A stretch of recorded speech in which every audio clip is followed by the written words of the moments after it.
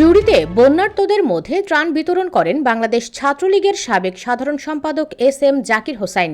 মোহাম্মদ জাকির হোসেনের পাঠানো তথ্যচিত্রের ভিডিওতে দেখুন বিস্তারিত। পাহাড়ি ঢল ভারী বৃষ্টিপাতে বন্যা কবলিত জুড়ি উপজেলার মানুষের পাশে দাঁড়িয়েছেন বাংলাদেশ ছাত্রলীগের সাবেক সাধারণ সম্পাদক এস.এম. জাকির হোসাইন।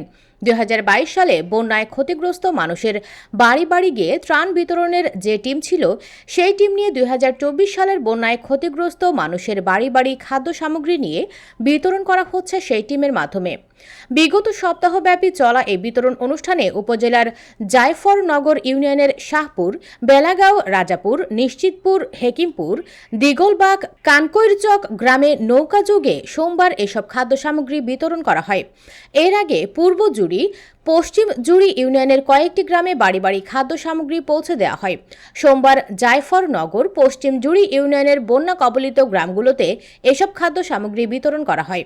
এ সময় তার সাথে ছিলেন উপজেলা যুবলীগের দপ্তর সম্পাদক আরিফুল ইসলাম, সাংস্কৃতিক সম্পাদক কামরুল হাসান নোমান, মৌলভীবাজার জেলা ছাত্রলীগের সাবেক সহসভাপতি হুমায়ুন রশিদ রাজি, সাবেক সাংগঠনিক সম্পাদক ফয়সল আহমদ, সাবেক প্রচার সম্পাদক বেলাল হোসাইন, এমরান আহমদ, সাকিব আহমদ প্রমুখ উপস্থিত ছিলেন।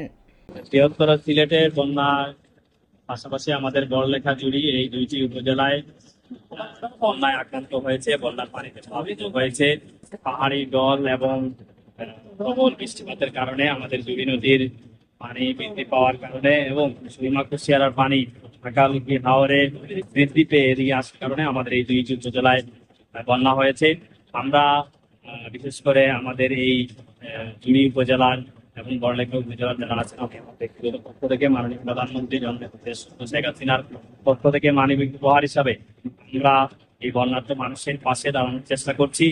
আমি সোশ্যাল মিডিয়ার মাধ্যমে এবং আমাকে যারা দেখতে পাচ্ছেন সবাইকে আহ্বান জানাবো যে আপনারা যারা দেশে বিদেশে আমাদের বিশেষ করে বড়লেখা এবং জুড়ির মানুষ আছেন, যারা সামর্থ্যবান বিত্তবান আছেন, তারা আপনাদের সামর্থ্য অনুযায়ী মানুষের পাশে দাঁড়ান। এবং বিশেষ করে আমরা আসলে আজকে প্রত্যন্ত অঞ্চলে আমাদের এই জুড়ি উপজেলার একবারে নিম্নাঞ্চল যাকে বলে ঢাকালুকি হাওর পাড়ের শাহপুর এলাকা, দিগলবাগ এবং নিশ্চিন্তপুর এই এলাকাগুলোতে এসেছিলাম।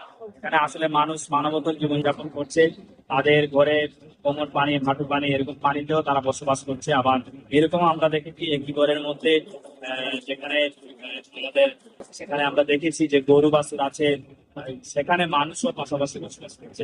সুতরাং এরকম মানবতার জীবনযাপন করতে আমরা তাদেরকে যাতে একটু তাদের মধ্যে হাসি ফোটাতে পারি, জন্য সরকারের পাশাপাশি সরকার পর্যাপ্ত ত্রাণ দিচ্ছে। মাননীয় প্রধানমন্ত্রী জননেত্রী শেখ হাসিনার সরকার পর্যাপ্ত পরিমাণে ত্রাণ দিচ্ছে। তারপরেও ত্রাণ দেওয়ার পাশাপাশি সরকারের পাশাপাশি ব্যক্তি উদ্যোগে সবাইকে এই বন্যার্ত মানুষের পাশে দাঁড়ানোর জন্য আহ্বান জানাচ্ছি।